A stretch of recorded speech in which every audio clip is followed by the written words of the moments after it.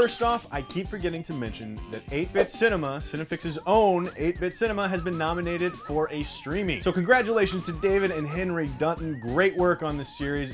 Thanks so much. Good luck at the stream. So as I've discussed before, I'm a little bit of a Bond nut.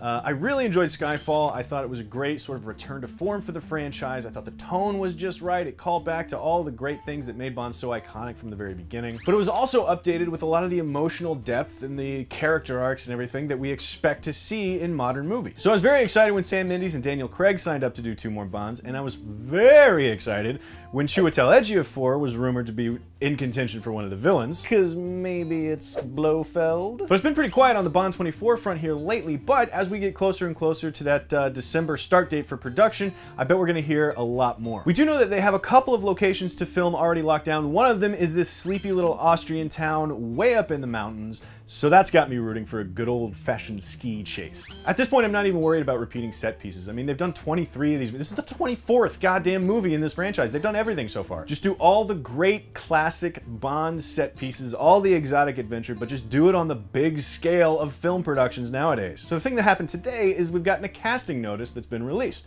They're looking for a like 6'2", extremely physically fit guy to play a main assassin in Bond 24. And they're even open to like non-actors for the role. They can be former athletes or wrestlers or, you know, I don't know, circus strongmen or something like that. But the point is they're looking for the next iconic henchman, the next Oddjob, the next Jaws. Now this is something that the franchise has really been missing, that like hulking threat that Bond has to fight over and over again throughout the course of the movie, or dare I say, throughout a few different movies. Now, Oddjob got electrocuted at the end of the only movie he got to be in, but Jaws was in 2 films. There really hasn't been a legit henchman in these Bond films in quite some time. Certainly not for Daniel Craig. Casino Royale, he had to fight a few different people, but it wasn't like Le Chiffre's right-hand man. And in Quantum of Solace, the second in command was even more effeminate than the main bad guy. And while Javier Bardem was an outstanding villain, he didn't have like that main number 2 badass that Bond's got to go through. So I'm pulling for this guy to be the next Jaws more than I am the next Oddjob. Let's put him in the next 2 movies that Mendes and Craig are signed up to do. Let's get Blofeld back. Let's give him a badass assassin that's working for him. All part of this throwback Bond thing that Mendes started with Skyfall. But who do we want to be the new Jaws? The first guy that pops into my head with the description that's in the casting notice was Dave Bautista. But after Guardians, I don't think he's exactly the auditioning type anymore. I think just based on the mere fact that they actually posted a casting notice kind of rules Dave Bautista out to begin with. If they wanted him,